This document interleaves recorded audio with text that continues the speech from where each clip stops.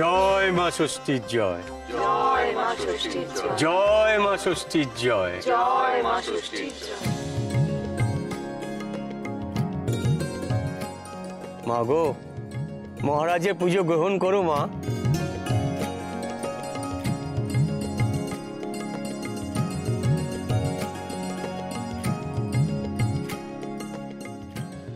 সুধা,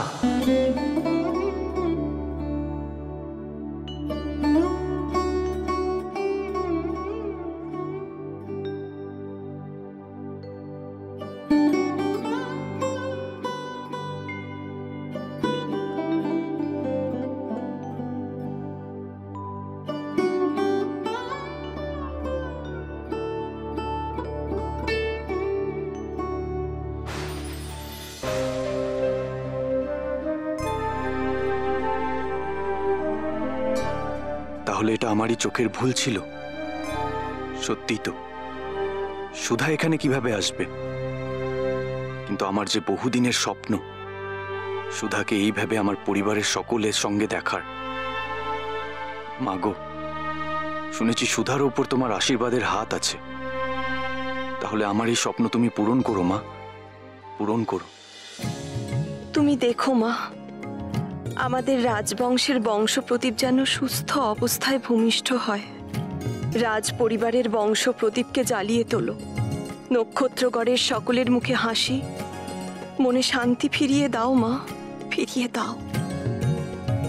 মাগো, সুধা এতদিন বহু অন্যায় অত্যাচার সহ্য করেছে।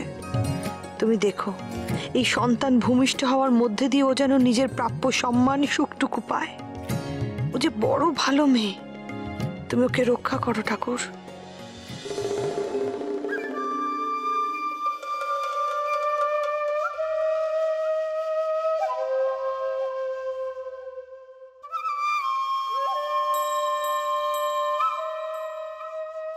সবাই মিলে যতই প্রার্থনা করুক না কেন, আমি থাকতে সুধা বা তার সন্তান কেউ বাঁচবে না, কেউ না। এই রাজ পরিবারের বংশ প্রদীপ চিরকালের মতো নিভিয়ে দেওয়ার ব্যবস্থা করছি আমি। তোমাদের সব প্রার্থনা ব্যর্থ করে দেব আমি।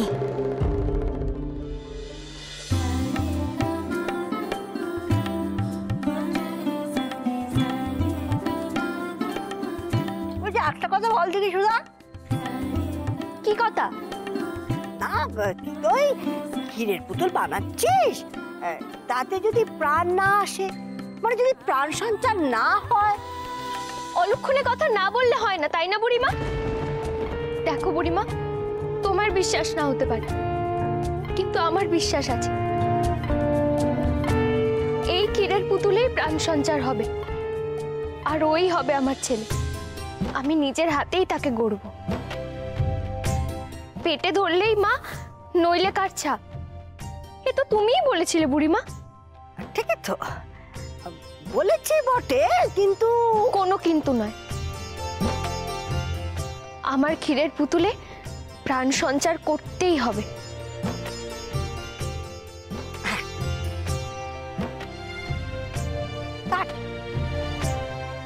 তা তো ঠিক।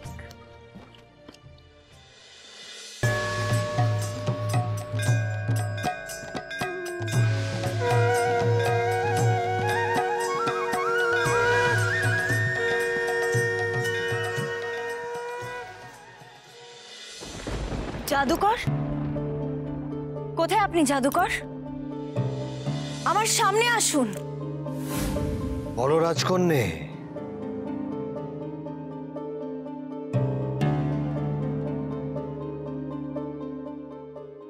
বলো, কেন ডাকছিলে আমায়? আপনি মহাতামস যজ্ঞ করবেন। না না না না, এ কিছুতেই সম্ভব নয়। এই যজ্ঞ করা আমার পক্ষে অসম্ভব। কেন অসম্ভব জাদুকর? কেন? আপনি আমার জন্য এতটুকু করতে পারবেন না? জাদুকর, আমি আপনার কাছে অনুরোধ করছি। এই অনুরোধ আমি করো না রাজকন্যে। এই কাজ আমি কোনো মতেই করতে পারবো না। তুমি বুঝতে পারছো না। আপনি কেন বুঝতে পারছেন না জাদুকর? সুধাকে শেষ করার একটা মাত্রই পথ বাকি আছে। আপনি তো বলেছিলেন না যে মা ষষ্ঠী নাকি সুধাকে রক্ষা করছে? তাহলে এই দেবীর সঙ্গে লড়াই করার জন্য প্রয়োজন ভয়ানক শক্তিশালী কাউকে, আর তা সম্ভব শুধুমাত্র এই যজ্ঞের মাধ্যমে। আপনি এই যজ্ঞ করে সেই সম্মিলিত অশুভ শক্তিকে আহ্বান করুন। আর আপনি তো বলেছিলেন জাদুকর যে এই পূর্ণিমাতে আপনি এই যজ্ঞ করার যোগ্যতা অর্জন করবেন। তাহলে এখন কেন পিছিয়ে পড়ছেন? আমার বিশ্বাস জাদুকর সেই শক্তিই পারবে সুধার হত্যা করতে। আমি জানি রাজকন্যে, সুধাকে হত্যা না করা পর্যন্ত তোমার মনে কোনো শান্তি নেই। তবে তার জন্য অন্য পথ অবলম্বন করতে হবে। তুমি যা বলছো সেই মহাতামস যজ্ঞ করা আমার পক্ষে অসম্ভব। আপনি তা আমার জন্য করতে পারবেন না জাদুকর? তুমি বুঝতে পারছো না রাজকন্যে, এই যজ্ঞ সারা জীবনে কেবলমাত্র একবারই করা যায়, এবং যে সেই যজ্ঞ করে সে পাথর হয়ে যায়। আর তুমি বলো, নিজে পাথর হয়ে যাব যেন এই মন্ত্র আমি পড়বো কি করে? আপনি সে কথা আমায় আগে বলেননি কেন? আচ্ছা, যে এই যজ্ঞ করে সে কি চিরকালের জন্য পাথর হয়ে যায়? না রাজকন্যা, চিরকালের জন্য পাথর হয় না। তবে যে কাজের জন্য এই অশুভ শক্তিকে আহ্বান করা হয়, যতক্ষণ না পর্যন্ত সেই কাজ সম্পূর্ণ সম্পন্ন হচ্ছে ততক্ষণ অবধি সে পাথর হয়ে থাকে। তাহলে আর চিন্তা কি জাদুকর? সুধাকে শেষ করতে কত সময় লাগবে সেই মহাশক্তির? এ তুমি কি বলছো রাজকন্যা? আমি আমি জেনে শুনে নিজেকে পাথরে পরিণত করব? না না না না, এ অসম্ভব, কিছুতেই না। রাজি তো আপনাকে হতেই হবে জাদুকর। আপনি যদি এই যজ্ঞ করে সেই অশুভ শক্তিকে আহ্বান জানাতে পারেন, তাহলে আপনি যা চাইবেন তাই পাবেন জাদুকর।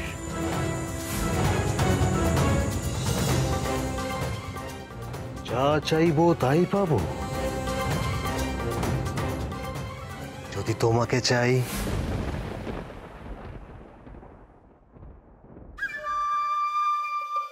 হ্যাঁ, তাও পাবেন। তবে মন্ত্র পড়া শুরু করুন জাদুকর, আর দেরি করবেন না। এ ছেলের হাতের মোয়া নয় রাজকন্যা। এ কথা সত্যি যে আমি মন্ত্র পড়ার যোগ্য হয়ে উঠেছি, তবে সে মন্ত্রকে করায়ত্ত করতে গেলে সাধনার প্রয়োজন, কঠিন সাধনা। তাহলে আর সময় নষ্ট করে লাভ নেই জাদুকর। আজ থেকেই শুরু করুন সেই কঠিন সাধনা।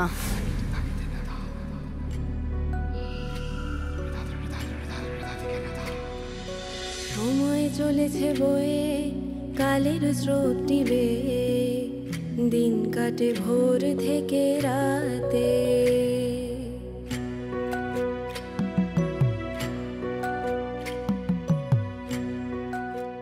সবাইকে ভালো রেখো ঠাকুর, সবার যেন মঙ্গল হয়। আমার এই চেষ্টায় যেন আমি সফল হই, নক্ষত্রগড়ের অভিশাপ যেন আমি কাটাতে পারি ঠাকুর। সময় চলেছে বয়ে, কালের স্রোত নিবে, দিন কাটে ভোর থেকে রাত।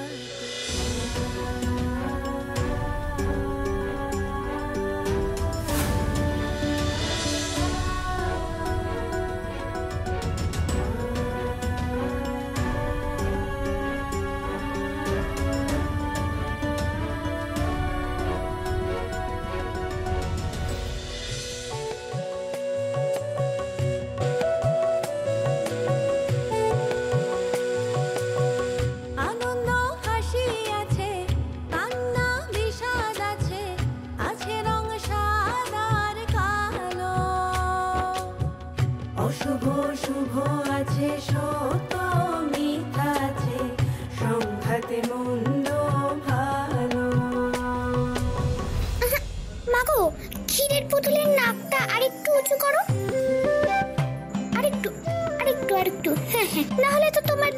সবাই নাক বুঝে বলবে গো।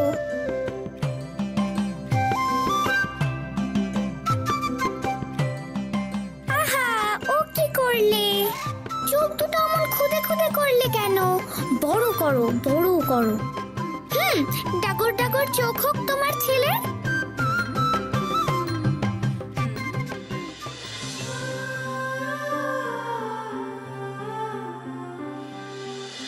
আনন্দ করুন, যুবরাজের দুয়ারানির সন্তান সম্ভবা মহারাজ।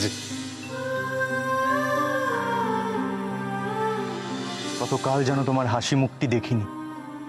হাসো, এরকম একটা আনন্দের দিনে এরকম মুখ ভার করে থাকবে তুমি?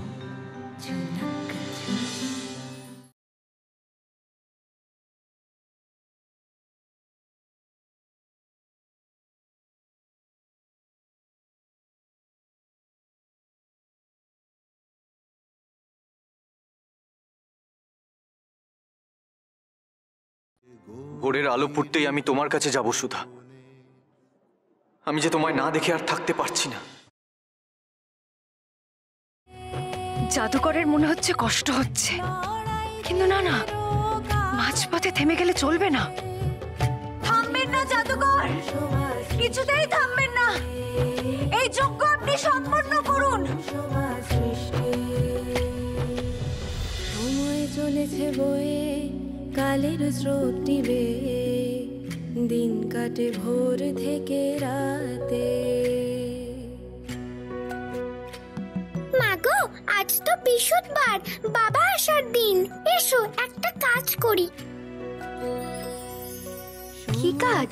আহা, তোমার যে ছেলে হবে গো মা, বাবাকে তো সে কথা জানাতে হবে নাকি? হ্যাঁ। তুমি বরং এক কাজ করো, এই বালিশটা পেটে বেঁধে নাও।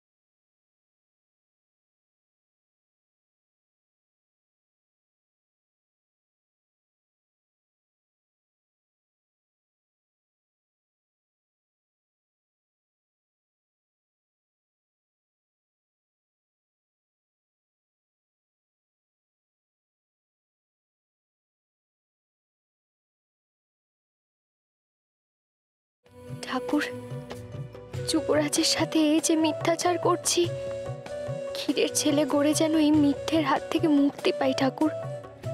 দয়া করো, দয়া করো ঠাকুর।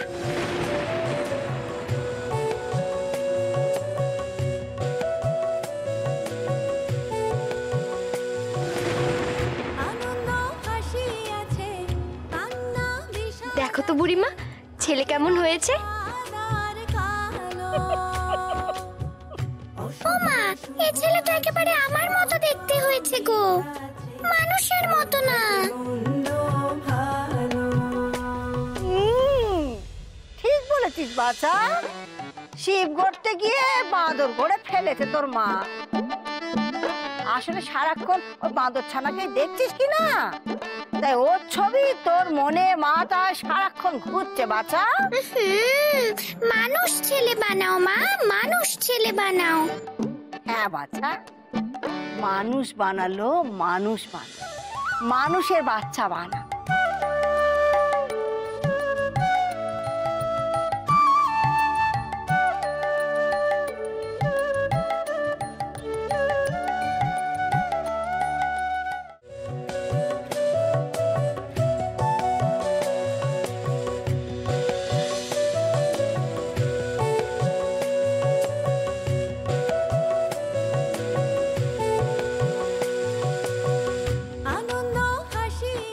ছোট, সবকিছু ঠিকঠাক আছে তো? মহারাজের হুকুম, সুধার সাধের তত্ত্বে যেন কোনো রকম খুঁত না থাকে। তুমি কোনো চিন্তা করো না দিদি, আমি সব দেখে নিয়েছি, কোনোটাতেই কোনো খুঁত নেই। বেশ, তবে চল। চলো, ধরো, চলো দিদি। এই তোমরাও এসো।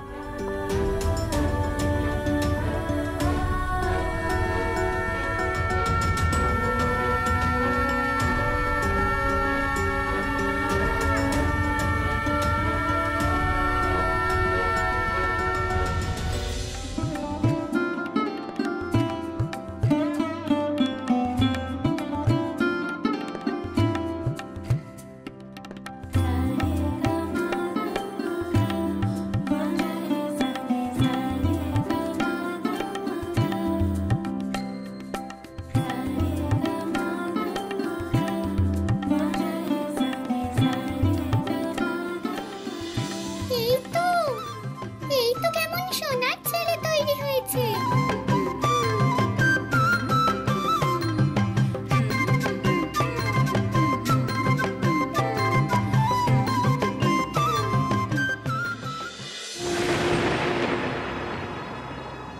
পেয়েছি, অবশেষে আমি পেয়েছি মহাতামস মন্ত্র। সেই মন্ত্র এখন আমার করায়ত্ত।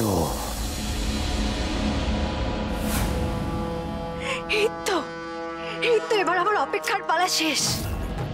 এবার সেই মহা ভয়ানক শক্তি এসে শেষ করবে সুধাকে আর তার সন্তানকে।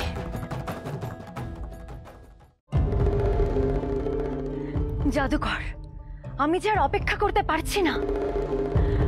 আপনি এক্ষুনি আহ্বান করুন সেই অশুভ শক্তিকে। মন্ত্রলাভ যখন আপনার হয়ে গেছে, তখন এই শুভ কাজে আর দেরি কিসের? এক্ষুনি? কিন্তু তারপরে যে আমাকে পাথর হয়ে যেতে হবে রাজকন্যা। সে তো অল্প কিছুক্ষণের জন্য জাদুকর। তারপর আপনি মানুষ রূপে ফিরে এসে দেখবেন সুধা শেষ। দোহাই আপনার জাদুকর, আমার যে আর তর্স হয়েছে না। রাজকন্যা, আমি তোমার মনের ব্যাকুলতা বুঝতে পারছি, কিন্তু কোনো কিন্তু নয়, কোনো কিন্তু নয় জাদুকর। আপনি যদি সত্যিই আমায় ভালোবাসেন, তাহলে মন্ত্র পড়ুন।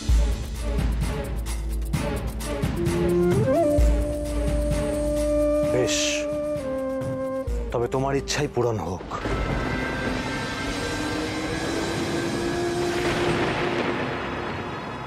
হে নিগুড় অন্ধকার, হে মহা ভয়ানক মহা তামসিক শক্তি, আবির্ভূত হও, আবির্ভূত হও।